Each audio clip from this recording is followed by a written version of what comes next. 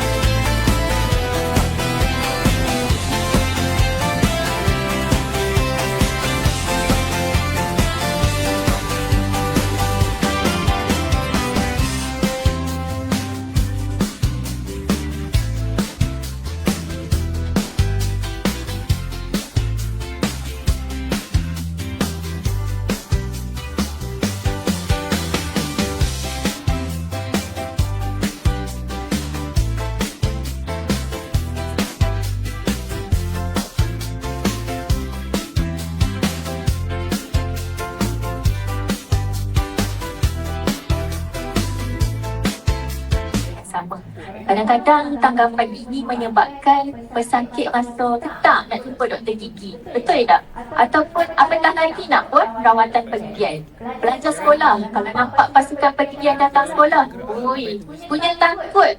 Siaplah kita nak ligan, jenuh nak ligan. Jadi pada hari ini, kita bongkar semua mitos satu demi satu, betul tak semua? okey, baik. Saya pasti ramai daripada kenyataan contoh yang saya bagi tadi tu kita tanya sama ada benda tu betul atau tak. Okey, jadi teruskan bersama kami. Kita akan merungkai satu persoalan. Okey. Okey, kalau gitu boleh kita mulakan Boleh. Okey, baik. Okey, pertama sekali soalan yang paling kerap lah yang saya nampak di media sosial, gusi berdarah semasa gosok gigi. Jadi ramai yang anggap sebenarnya perkara ni normal. Dia kata biasalah kan, bila kita bergosok gigi ni berdarah. Jadi benda ni betul atau salah kan? Okey, jawapannya salah. Okey, ini adalah sesuatu perkara yang tidak normal. Okey, kalau gusi sihat, tidak akan berdarah semasa memberus gigi. Okey, bayangkan kita basuh pagi-pagi, kita akan basuh muka juga. Betul tak? Bila basuh muka tiba-tiba keluar darah. Normal tak benda tu? Mesti ada satu yang tidak kena. Kena cari punca masalah sebab sifat gusi pun samalah macam kulit. Kalau kita nampak kulit kita berdarah cepat-cepat, letak plaster kan, macam tu juga dengan penyakit gusi berdarah.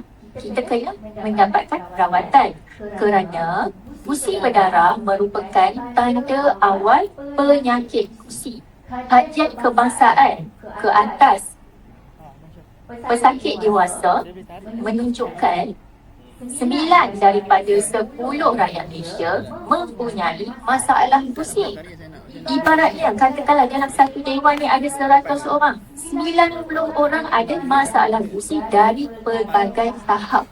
Okey? Jadi, kita nasihatkan supaya apabila nampak sahaja gusi berdarah, jangan abaikan, sila dapatkan pemeriksaan di klinik pendidikan yang terdekat. Doktor, jadi bila gusi berdarah ni, dia maksudnya ada keradangan lah yang berlaku. Ya, betul tak sebab. Jadi boleh doktor beritahu apa yang menyebabkan keradangan ni berlaku? Apa penyebab utama dia? Okey. Punca utama keradangan gusi adalah disebabkan oleh plak bakteria. Plak bakteria, plak pergigian. Plak pergigian. Apa itu plak pergigian?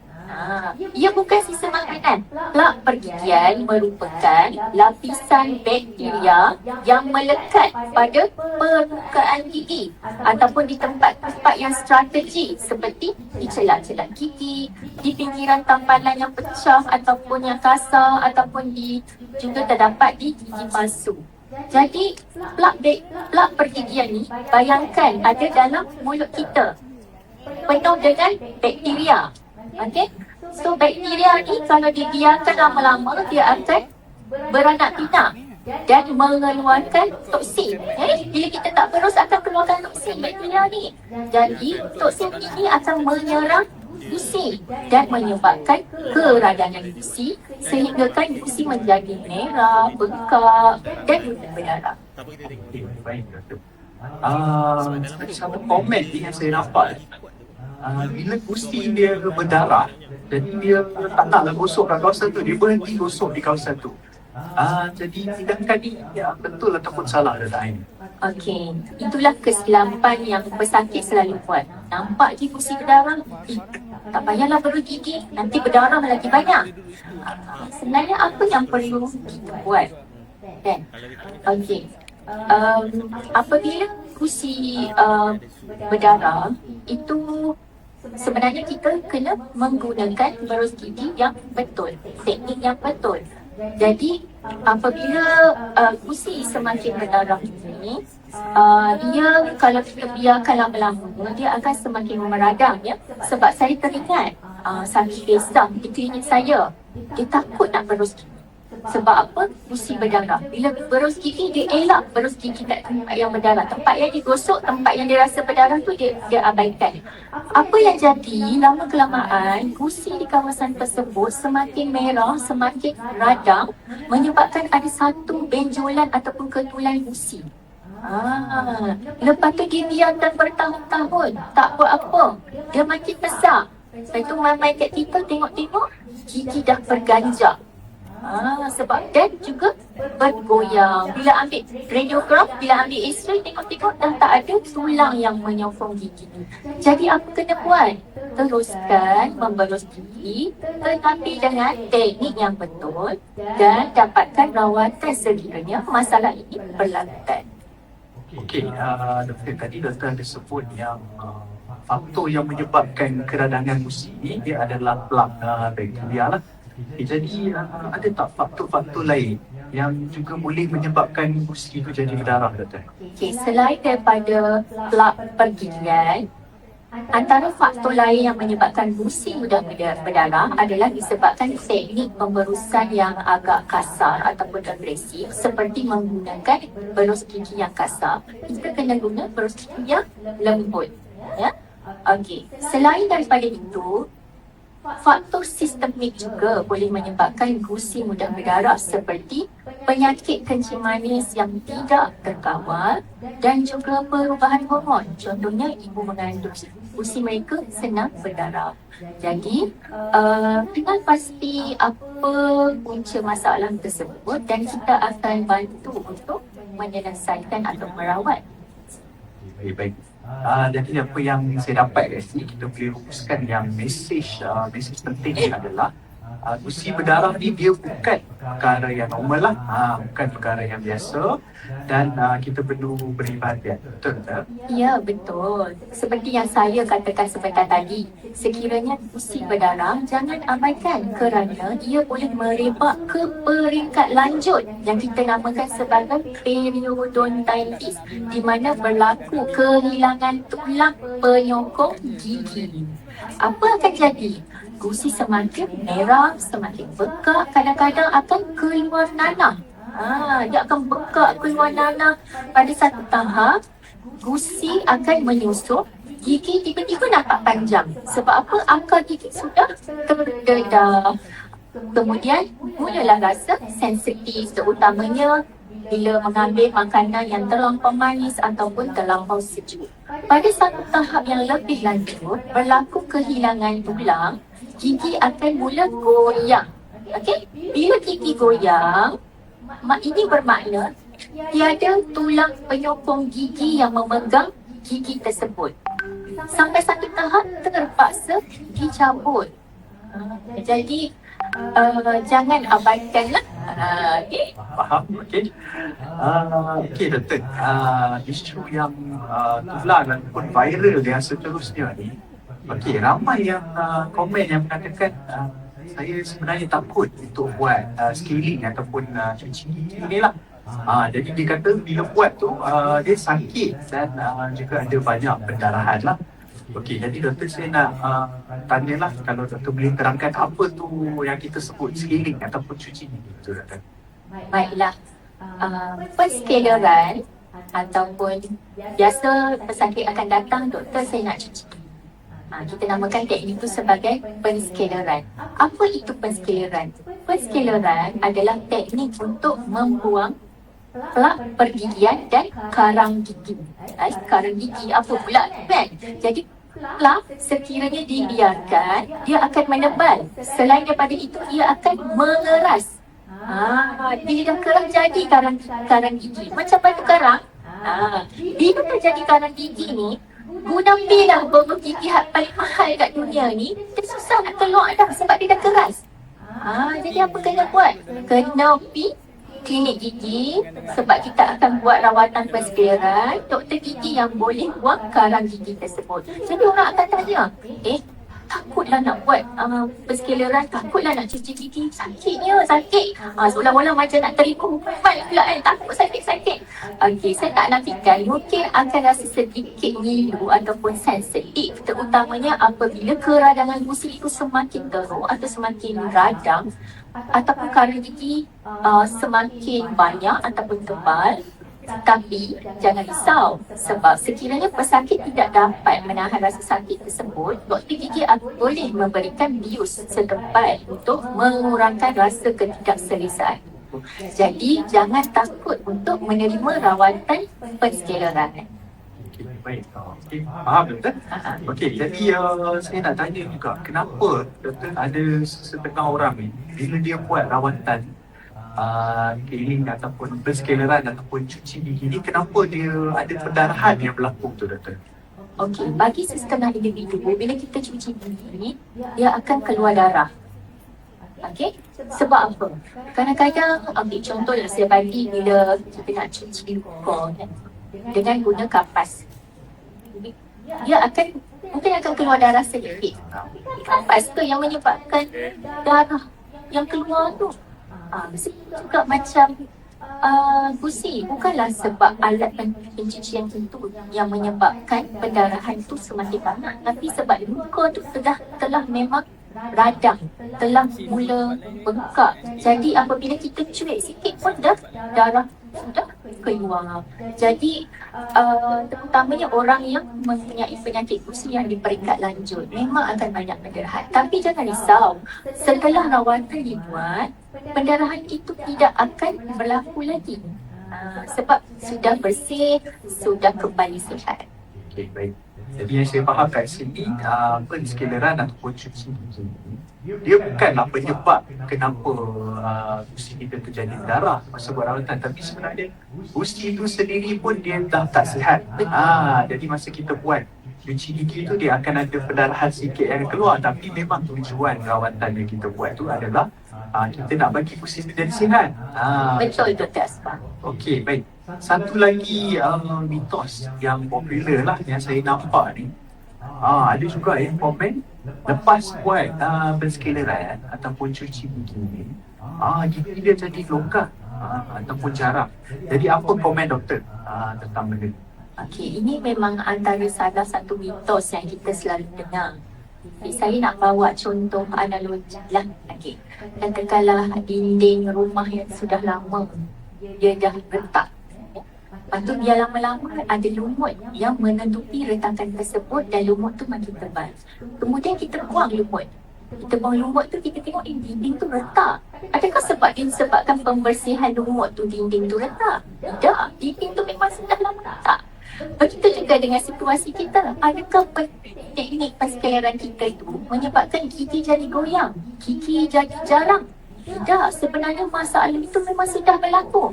Calculus ataupun karang gigi itu hanya menutupi masalah yang sebenar.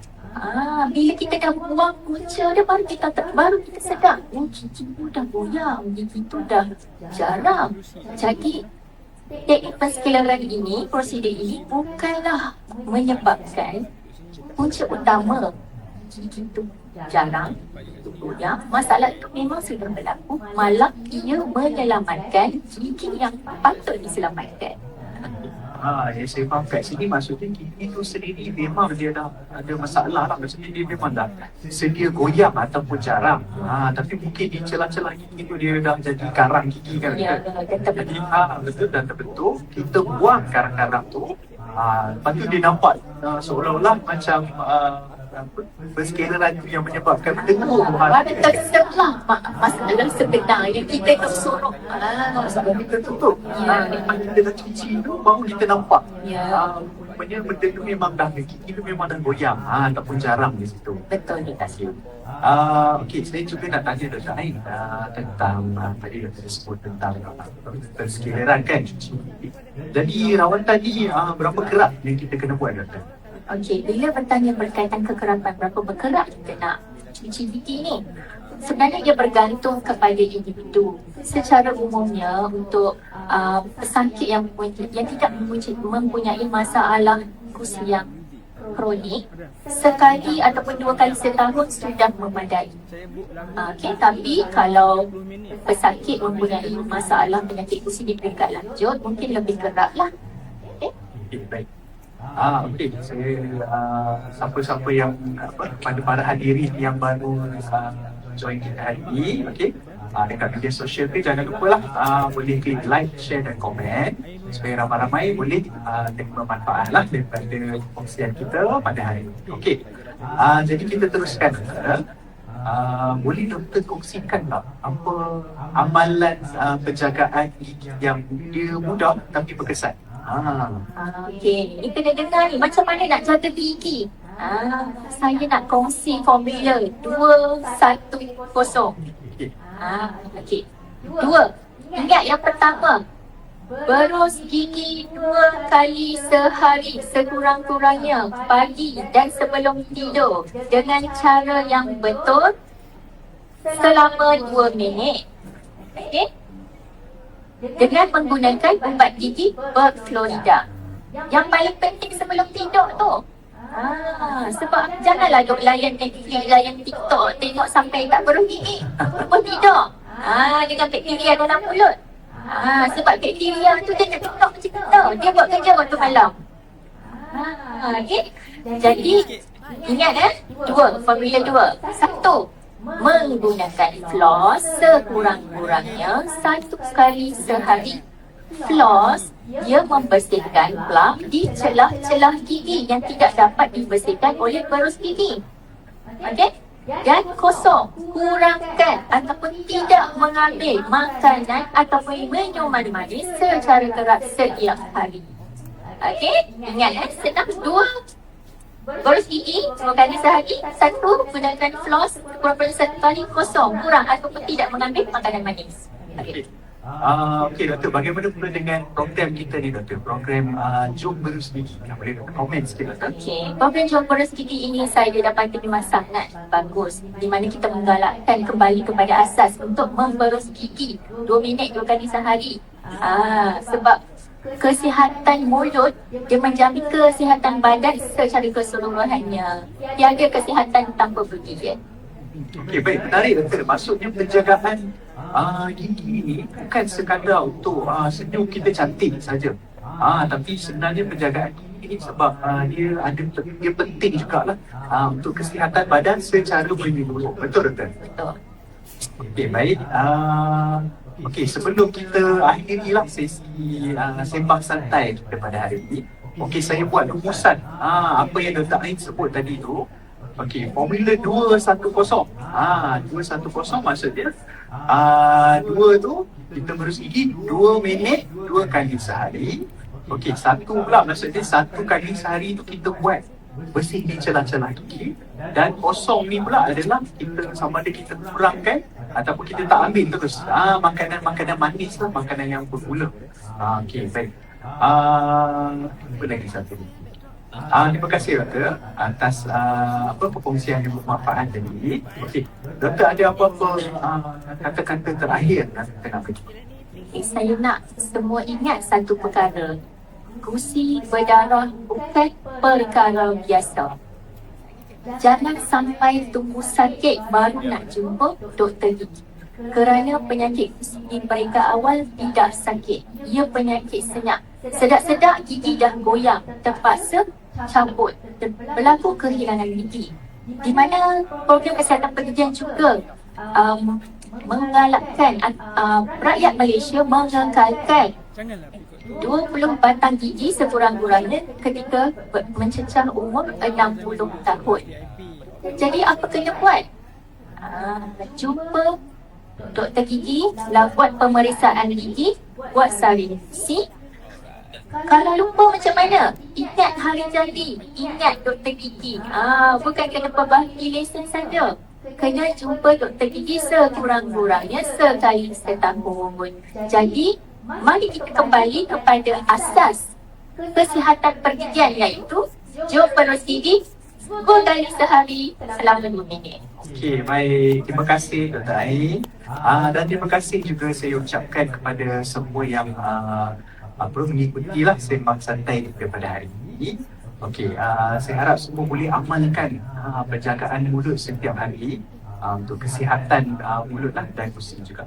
Okey, akhir kata sebelum kita akhiri slot sesi sembang santai kita pada hari ini, jom berus gigi 2 minit 2 kali sehari. Okey, baik. Terima kasih.